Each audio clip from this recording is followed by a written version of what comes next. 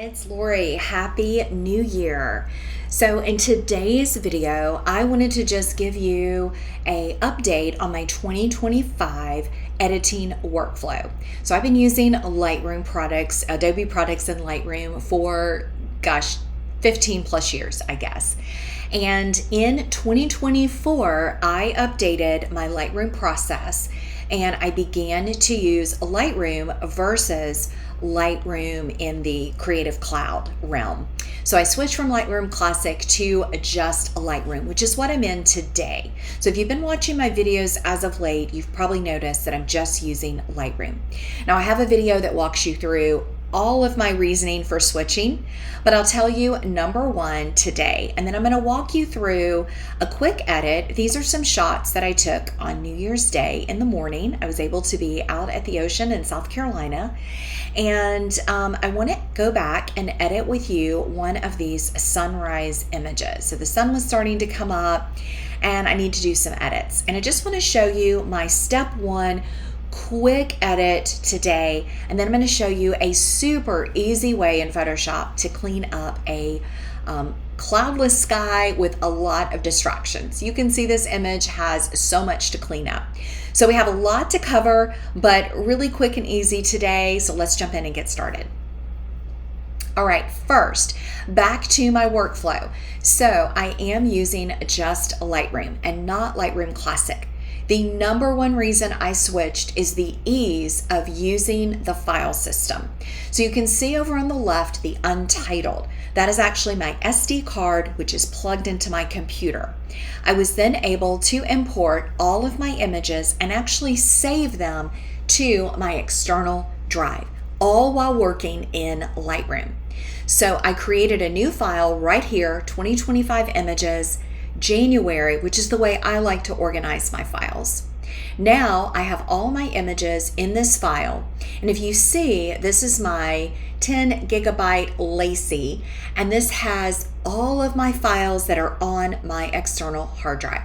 Now I need to do some cleanup, obviously, but you can see I have my 2024 image file, and if I open that, it's going to have a lot of folders. It has by month, it has some other things in it. Again, I need to do some cleanup, which I may save for another video.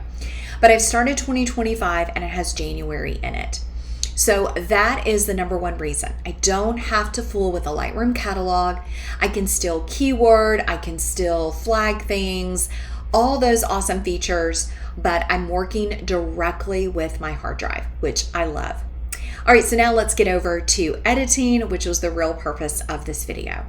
So when I get started, I'm always looking at my histogram, and we can see that, of course, because it was the sun, the highlights are blown out a little bit, and I would bring those down anyway. Now I'm going to open up the shadows because I want to just bring that up a little bit. So I'm always looking at my light or your basic panel first.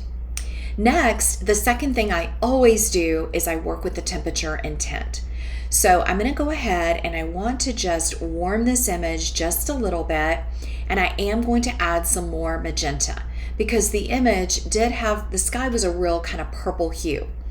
Now you can see what that's doing to our water, and I don't want to do that. So I'm just going to make a mental note to come back and do a mask once I jump into the mask tool. All right, so I've got my temperature and tint pretty set. Next thing I want to do is this image needs to be straightened and cropped. So I'm going to try the auto straighten and we'll see what it does. There it goes. And I always like to kind of check it myself, and it looks perfect. So I'm going to go with that. So that took care of that piece. So at this point, I'm feeling pretty good about the image. It looks like I just have a little bit of black clipping. I may open up those blacks a little bit anyway. Okay, so next thing I'm going to do is go ahead and start working with my mask to make those selective adjustments. So I'm going to go ahead and do that linear gradient. Just come down right to about that area. And this is where I'm going to now go to my temperature tint.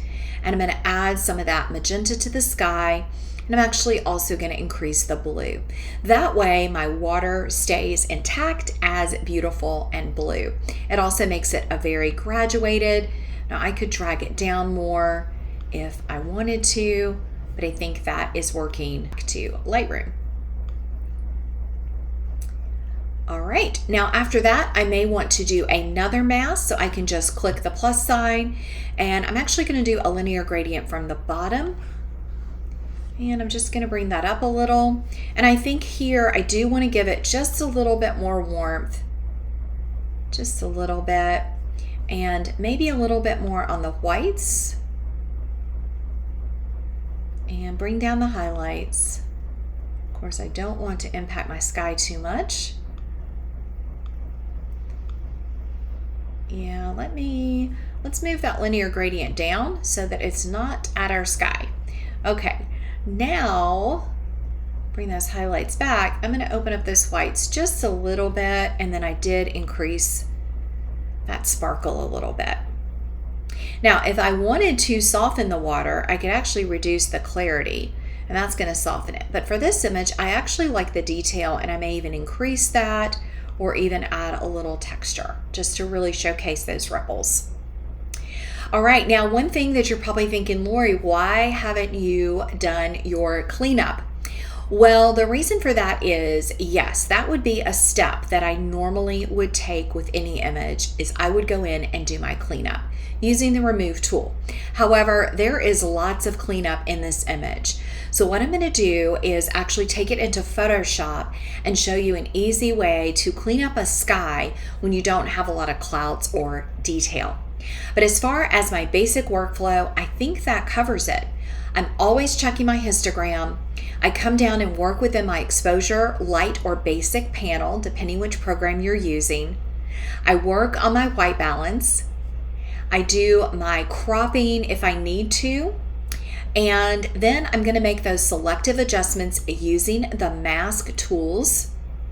And one thing we didn't talk about is color. I like to do my color last. So if I wanted to, I may bring down the orange a little bit, increase the magenta, increase the blues, just to really enhance the scene of this image. And then I could also do a tone curve if I wanted. I love to play with the tone curve, especially in the middle. That really brings some depth to the image, and I think I like that. Now we are getting a little bit of a magenta band, so I'm going to come back and watch. I think that's that magenta slider. So I don't want that banding to occur. Sometimes you may get some banding if you've overdone a color, so I'm just going to leave that one alone. So that's it. Guys, editing the basics of an image can be so quick and easy. You can also even create your own presets that you use every time you edit an image.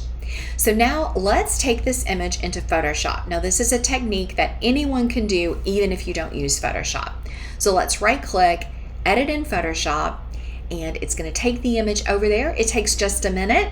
So I'm going to pause. I'll be right back with you.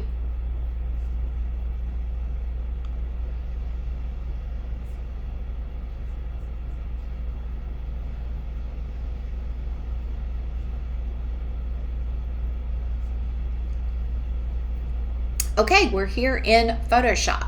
So you can see we have our background layer. Now what I like to do is right click and duplicate layer, or you can do Command or Control J on your keyboard. All right, from here, we are going to go up to Filter. We are going to do Blur, Gaussian Blur.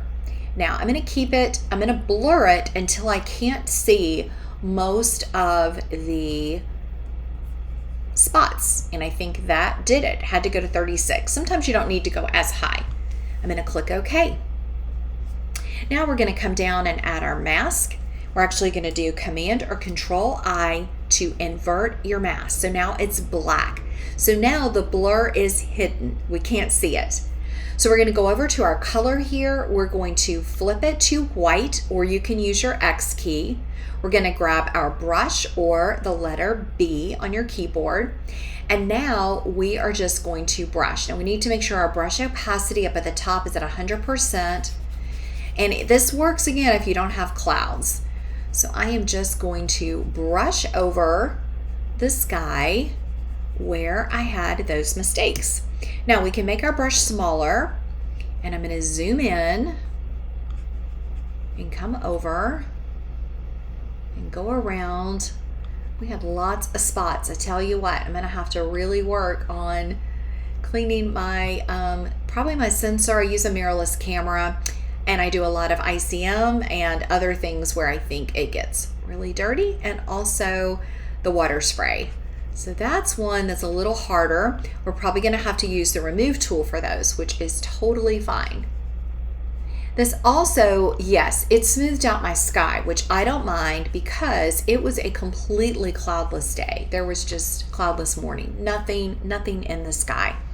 Now, one trick is you can brighten your keyboard, and that way you can see any additional spots. So be sure you brighten, and then you can take your monitor level back where it was. There is a spot down here next to our sun. Let me see. I think I was able to get rid of that one. Okay, now I'm going to take my monitor back down, and I'm going to go ahead, and at this point we need to make a stamped layer. I'm going to do Command Option Shift and the letter E. I'm going to grab that handy remove tool, and I don't think I need, I'm just going to keep it on auto, and then I'm going to come over, and right here there was definitely a distraction that I needed to remove. We're going to click the checkbox, and I think there's also one right here, so let's check that. And I just like to go around my image because it never fails. Step away from it, you know, really zoom in, especially if you know you had a dirty camera like I did. That might be one up there, so I'm just going to go over it to see. And that's it, you guys. So using that Gaussian blur can really help. It works with ICM images. It works with images where you don't have a sky or smooth water, you know, things like that. And I'm going to have to go to my history and backtrack a little bit because I didn't like that last remove.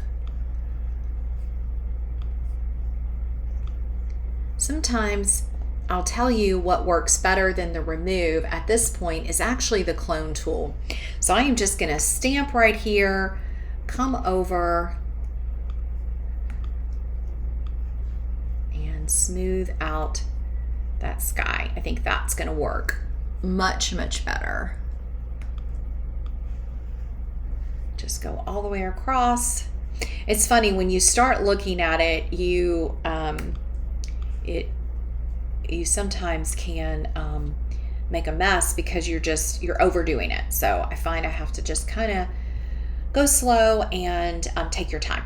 So I think that's going to do it. I just want to wish you all a happy new year. I thank you so much for supporting my channel in 2024 and in prior years. I have lots of fun ideas, but in the comments, let me know what you'd like to see this year. I am open to new ways of exploring creative photography and editing, and I'm always willing to share things that you're interested in as well. So that's going to do it for today. If you are interested in changing your workflow over to Lightroom or learning more about it, I'll put the link to that video in the description. And if you have questions about it, just send me a note. This was the before image, and then we'll go back over to Photoshop. This is the after, and I think I'm really happy with it. It was a beautiful New Year's Day morning for 2025 and an easy edit, which is nice to have. So thanks again for watching. Take care, and I'll see you in the next video.